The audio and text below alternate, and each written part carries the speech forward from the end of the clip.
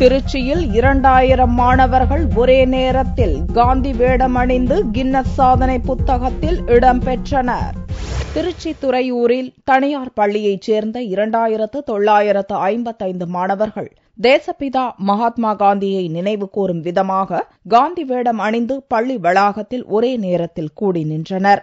மகாத்மாவின் வாழ்க்கையை பிரதிபலிக்கும் வகையில் அவர் ராட்டையில் நூல் நூற்பது, வழக்கு விசாரணைக்காக நீதிமன்ற கூண்டில் நிற்பது என பல்வேறு நிகழ்வுகளை மாணவர்கள் செய்து காட்டினர். மாணவர்கள் நடத்திய இந்த நிகழ்ச்சி கின்னஸ் சாதனையில் இடம்பெற்றதால் அவர்கள் பெரும் மகிழ்ச்சி அடைந்தனர்.